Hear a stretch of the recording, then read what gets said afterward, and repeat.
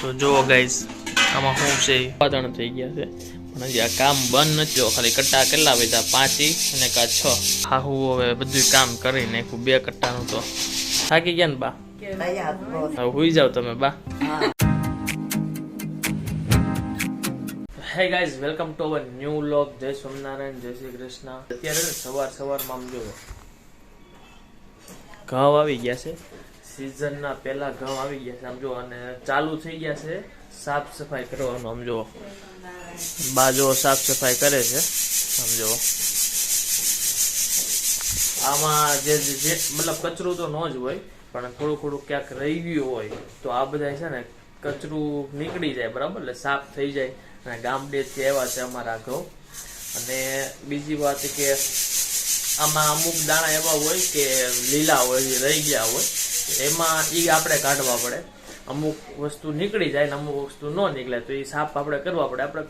ખાવું છે તો સારું ખાઈ એટલે સાફ કરીને જ ખાઈએ એમ બરાબર અને અત્યારે આમ જો તડકો કેટલો મસ્ત મજાનો બહાર આવ્યો છે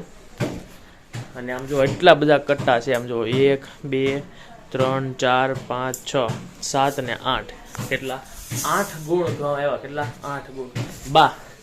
જય સ્વામિનારાયણ જય સ્વામિનારાયણ આપડા કટ્ટામાં કેટલા કિલો ઘઉં હોય 2.5 મણ હા એટલે 25 કિલો ઘઉં હોય ને 25 કિલો ઘઉં આમ જુઓ આમાં જુઓ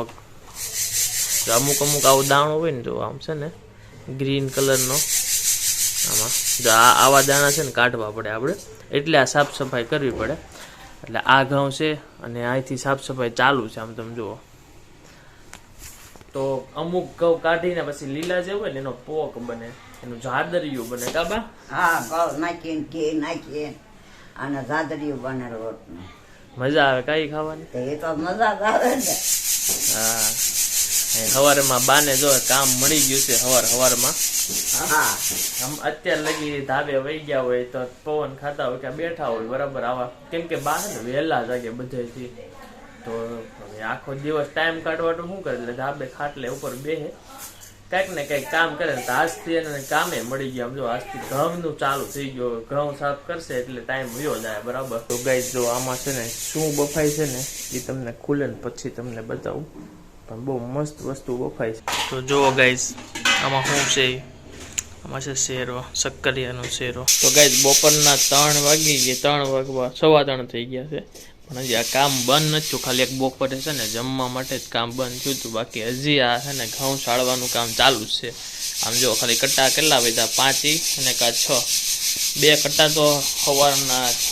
ચડાઈ ગયા છે બરાબર આ હાહુ હવે બધું કામ કરી નાખ્યું 2 કટ્ટાનું તો આમ જોવો તમે ખાલી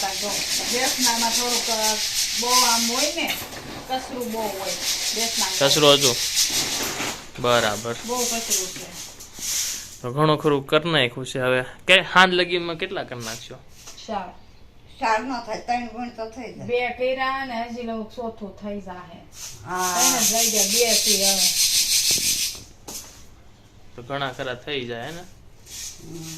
9 વાગે બેઠી હતી હું 8:15 થઈ ગયા છે ને આમ જુઓ ઘઉંના બાચકા જો ખાલી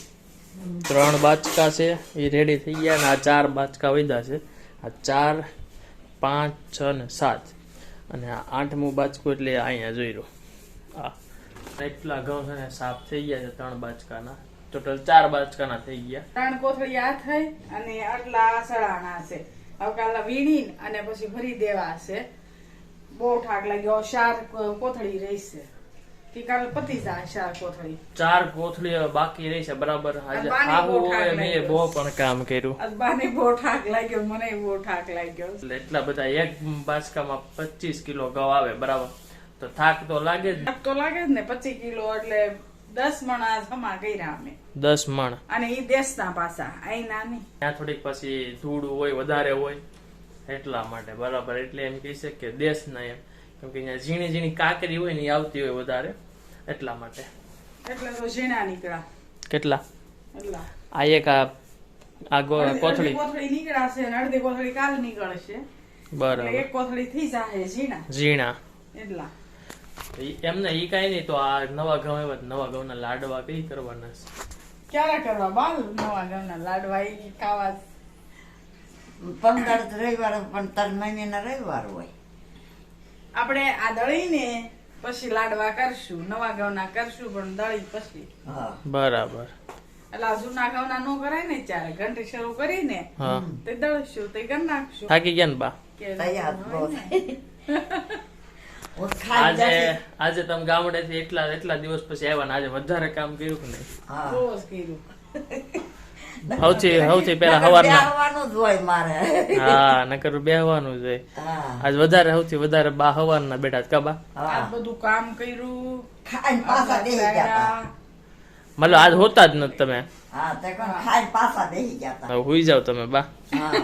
બાનો ને મમ્મીનો દિવસ આખો દિવસ ઘઉંમાં જ ગયો, બરાબર? કેમ કે સાફ સફાઈ જ એટલી કરવાની થતી હતી ઘઉંમાં, તો આખો દિવસ સાફ સફાઈમાં ગયો. આપણે છે ને વિડીયો ના અંત આપી દઈએ. લાઈક શેર સબસ્ક્રાઇબ કરી દેજો બધાને. Bye bye.